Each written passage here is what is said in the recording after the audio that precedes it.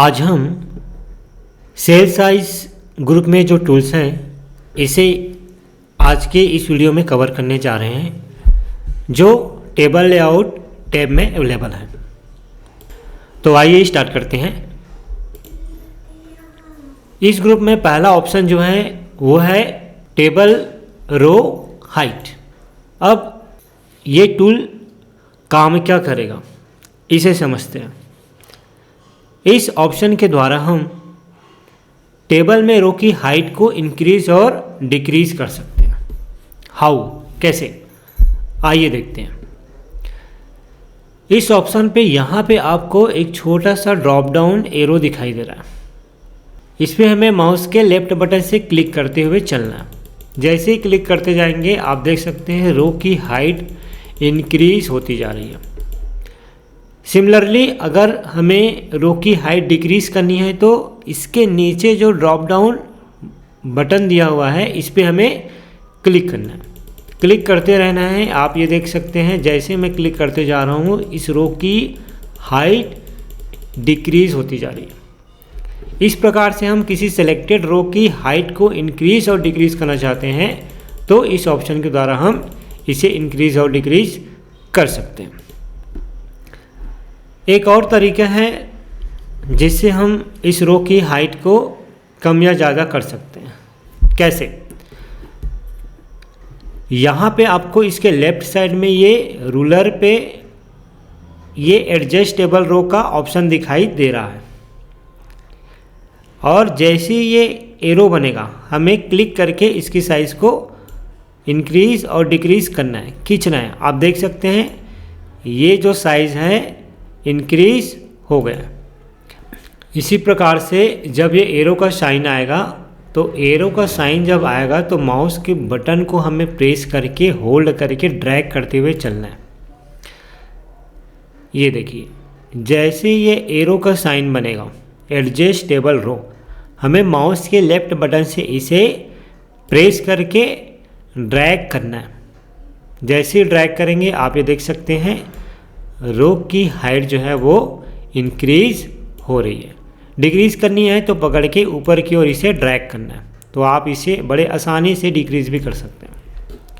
तो टेबल में रो की हाइट को सिर्फ दो तरीके से ही एडजस्ट किया जा सकता है। पहला इस ऑप्शन के द्वारा और सेकंड रूलर के ऑप्शन के द्वारा।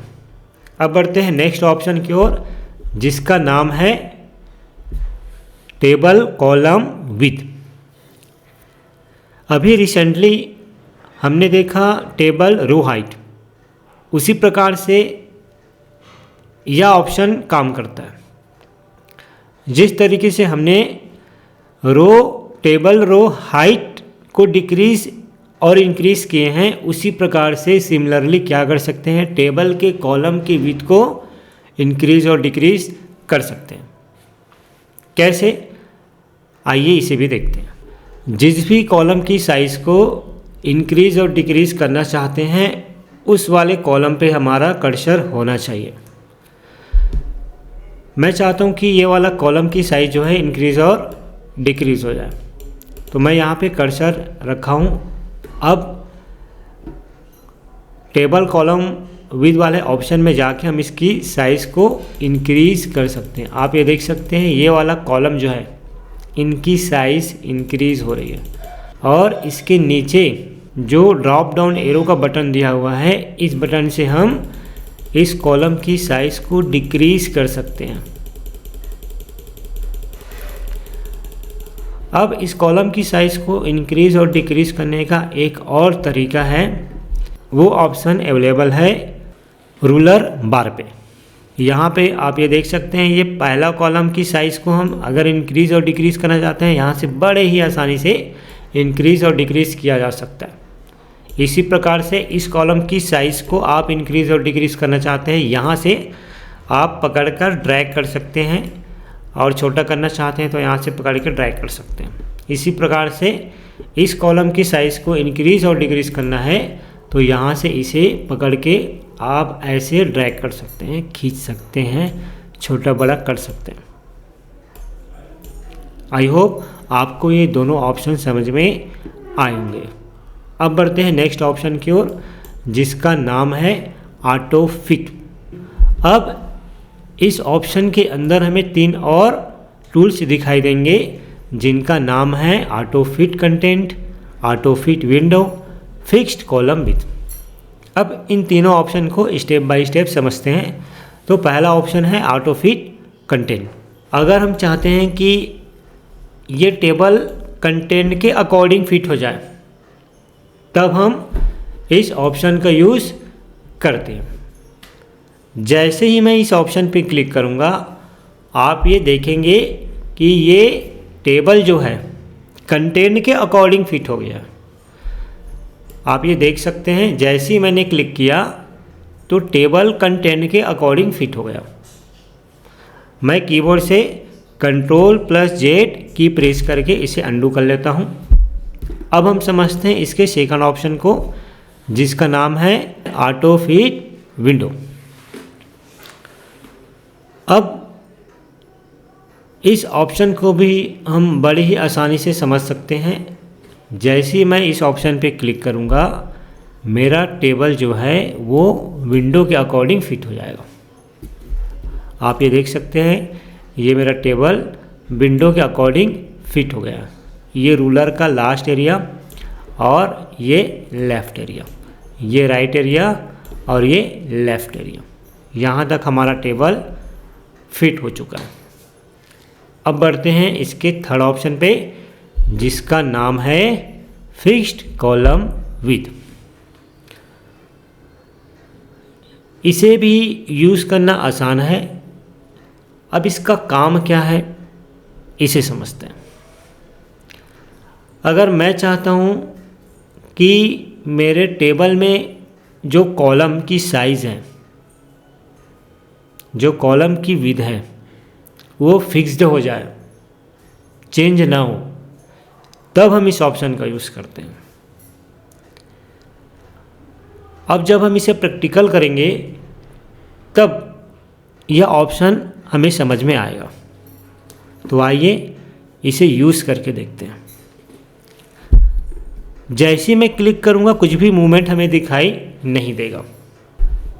सबसे पहले मैं इस टेबल को ऑटो फिट कंटेंट कर लेता हूँ। ओके, अब मैं फिक्स्ड कॉलम विथ, मैंने क्या किया, सबसे पहले मैंने इस टेबल पे ऑटो फिट कंटेंट अप्लाई किया। मेरा टेबल जो है कंटेंट के अकॉर्डिंग फिट हो चुका है। अब मैं चाहता हूँ कि मैं अपने टेबल को फिक्स्ड कॉलम विथ में चेंज करूँ, सेट करूँ। तो ये मैंने क्लिक किया। क्लिक करने के बाद मैंने बताया था कोई भी मूवमेंट हमें देखने को नहीं मिलेगा। हमें कब पता चलेगा, जब हम इस टेबल पे कुछ टाइप करेंगे, कुछ कंटेंट लिखेंगे। तो आइए लिख कर देखते हैं। सपोज मैं यहाँ पे लिख रहा हूँ आई हैव टू गो। आप देख सकते हैं ये नीचे की ओर इंक्रीज हो रहा है, ये राइट साइड में इंक्रीज नहीं हो रहा है।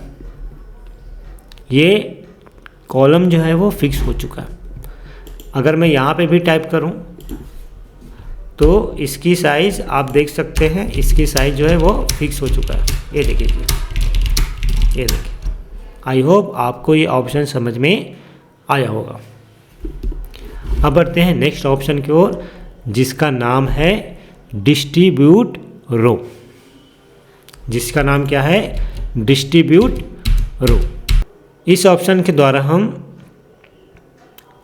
टेबल के रो की साइज को बराबर बराबर भागों में डिस्ट्रीब्यूट कर सकते हैं, बांट सकते हैं। तो आइए यूज़ करके देखते हैं। बराबर बराबर भागों में बांटने के लिए सबसे पहले हमें इसकी साइज़ को छोटा बड़ा करना होगा। तो मैं इसकी साइज़ को पहले छोटा बड़ा कर लेता हूँ ताकि हमें समझ आए। तो इसकी साइज़ को मैंने ये छोटा बड़ा कर लिया है। अब इस ऑप्शन को मैं इस पर यूज़ करके देखूँगा वाकई ये ऑप्शन रो की साइज़ को बराबर बराबर भागों में डिस्ट्रीब्यूट करता है या नहीं। चलिए इस ऑप्शन पे मैं क्लिक कर रहा हूँ। आप ये देख सकते हैं ये बराबर बराबर इक्वल भाग में क्या कर दिया, इसकी साइज़ को डिवाइड कर दिया, बांट दिया। अब बढ़ते हैं नेक्स्ट ऑप्शन की ओर, जिसका नाम है डिस्ट्रीब्यूट कॉलम। जैसे ही हमने रो की साइज़ को डिस्ट्रीब्यूट किया, वैसे ही इस ऑप्शन के द्वारा कॉलम की साइज़ को हम बराबर बराबर भागों में क्या कर सकते हैं, बांट सकते हैं। तो ये है कॉलम। अब इस कॉलम की साइज़, इस कॉलम की साइज़ थोड़ा छोटा है, इस कॉलम की साइज़ बड़ा है और इस कॉलम की साइज़ भी थोड़ा बड़ा है। अब टेबल को सेलेक्ट करने के बाद हम इस ऑप्शन पे क्लिक करेंगे और जैसे ही इस ऑप्शन पे क्लिक करेंगे आप देखेंगे कि ये तीनों कॉलम जो है बराबर बराबर भागों में डिस्ट्रीब्यूट हो चुका है। आई होप आपको ये ऑप्शन भी समझ में आए होंगे। इस ग्रुप में कोने में एक लॉन्चर बटन दिया हुआ है, इस पर क्लिक करूँगा तो ये सारे ऑप्शंस हमें दिखाई देंगे। टेबल, रो, कॉलम, सेल, अल्ट टेक्स्ट और इत्यादि। तो ये सारे ऑप्शंस मैंने अपने last video table layout tab के अंदर ही टेबल वाले ग्रुप में प्रॉपर्टीज़ वाले ऑप्शन को जब करवाया था, तब मैं अच्छे से इसको कवर करवाया हूँ। तो आप इस वाले वीडियो पे जाके, इस वाले लेसन पे जाके आप इसे बड़े ही आसानी से सीख सकते हैं। अगर वाकई आप इस ऑप्शन को जानना चाहते हैं, सीखना चाहते हैं, तो मेरे प्रॉपर्टीज़ वाले वीडियो पे जाके इसे देख सकते हैं। आज की क्लास में हम इतना ही रखेंगे। आज हमने क्या सीखा? आज हमने सीखा सेल साइज़ के अंदर table row height, column row height, auto fit to content, auto fit to window, text column with distribute row और डिस्ट्रीब्यूट हाइट। आई होप आपको ये सारे ऑप्शंस समझ में आए होंगे। Thank you so much for watching.